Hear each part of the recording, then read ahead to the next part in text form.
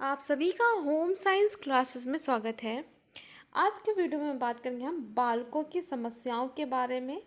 कौन कौन सी समस्याओं को देखा जाता है और बाल अपराध के बारे में बात करेंगे इस वीडियो में। इस पहले हमने महिलाओं की समस्याओं के बारे में हम पढ़ चुके हैं।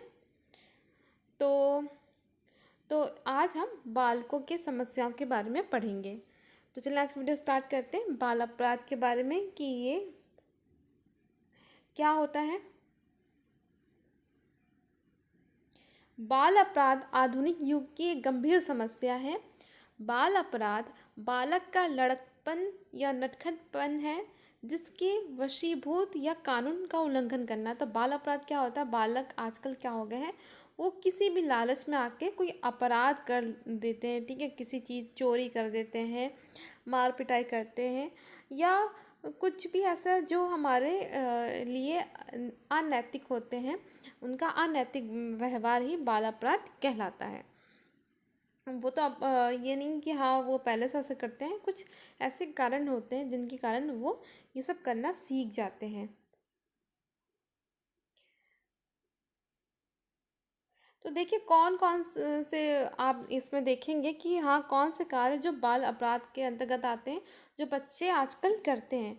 तो यह किसी कानून या अध्यादेश को भंग करना, कोई कानून है उसको तोड़ना, ट्रैफिक रूल जैसे एग्जांपल में ले लें, स्कूल जैसे घर से भागने की आदत, स्कूल जाकर वहाँ से बंक मारना या स्कूल जाना नहीं, झूठ बोलना, ये सब क्या बाल अपराध है।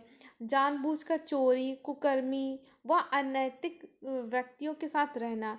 तो किसी चीज़ की चोरी करना, स्कूल में चोरी करना या बाहर किसी का सामान चोरी चोरी करना, अनैतिक व्यवहार करना या ऐसे व्यक्तियों के साथ रहना, ये सब क्या बाल अपराध के अंतर्गत आता है।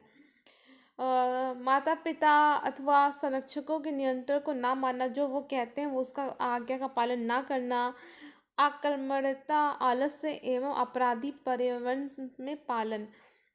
तो क्या उनमें आलसीपन होता है, वो उनका जो वातावरण होता है, अगर वो उसमें पलते हैं तो वो वैसे ही बच्चे बनते हैं। ठीक है, ऐसे कार्य करना जिससे स्वयं को अथवा दूसरों को चोट पहुंच सकती है अथवा किसी प्रकार का खतरा होता है, ये सब भी बाल अपराध के अंतर्गत आता है। घर से बिना आज्ञा अनुपस्थिति, मतलब घर से बाहर रहना, बिना बताए कभी भी आना कभी भी जाना, अनैतिक तथा भद्दा व्यवहार करना, किसी के साथ मतलब गाली गलौज करना या उल्टा जवाब देना, किसी का आदर ना करना, ये सभी इसके अंतर्गत आता है। और जहाँ पर खेल के स्थान है उसमें अड्डे बनाना, गलत काम करना। ठीक है ना? मतलब कहीं भी स्टेशन में घूमना, चोरी करना, चलते ट्रेन से कूदना, बिना किसी आज्ञा से कार या इंजन में मतलब घुस जाना, मतलब कोई भी कार बिना इसके अंतर्गत सिगरेट पीना, शराब पीना, अन्य मादक पदार्थों का सेवन करना, ये यौन अनैतिकताओं में फंसे रहना, नागा करना, स्कूल ना जाना, ये सभी इसके अंतर्गत आता है। भीख मांगना, ये सभी, और नशे में साइकिल, मोटर कार, स्कूटर चलाना, ये सभी इसके बाल अपराध के अंतर्गत आता है। ठीक है, तो अब बात करें हम बाल अपराध के कारक क्या है, इसके कारक है बाल अपराध के पारिवारिक कारक। तो कौन कौन से पारिवारिक कारक होते हैं? ठीक है, बच्चे के बिगड़ने में परिवार का एक महत्वपूर्ण स्थान होता है, क्योंकि परिवार ही क्या करता है, बच्चों को सही रास्ता दिखाता है। अगर परिवार ही इसी टाइप का परिवार हो, वो भी किसी आपराधिक मामले में है, तो वो भी अपने बच्चे को वही सिखाएगा, उसी में रह के सीखता है। भग्न अथवा नष्ट परिवार बाल अपराध के संबंध में किए गए सर्वेक्षण द्वारा पता चलता है कि बाल अपराधी की मात्रा साधारण परिवार के मुकाबले नष्ट परिवारों में अधिक पाई जाती है। भग्न या नष्ट परिवारों में बच्चों का समाजीकरण ठीक प्रकार से नहीं हो पाता और बच्चे माता पिता से वह स्नेह नहीं पाते जिन्हें मिलना चाहिए, तो वो मिलते नहीं, तो वो अपराधी बन जाते हैं। अब बात करें मनोवैज्ञानिक दृष्टि से नष्ट परिवार, वे परिवार जहाँ माता पिता तथा बच्चे इकट्ठे तो रहते हैं परंतु अपने कर्तव्यों को नहीं समझे, जहाँ आदर सम्मान नहीं होगा, वो अपना कर्तव्य नहीं समझेंगे, तो बच्चे भी उन्हीं को देखकर वैसे ही बनते हैं। ठीक है, दूसरा है दूरवयस्क परिवार। तो दूरवयस्क परिवार उन परिवारों को कहा जाता है जहाँ एक की कमी होती है तथा लड़ाई झगड़े के कारण मानसिक तथा संवेगात्मक तनाव। तो मतलब जहाँ पे माता पिता आपस में लड़ते झगड़ते रहते थे वैसे उनके बच्चे अपराधी बनते हैं, ठीक है।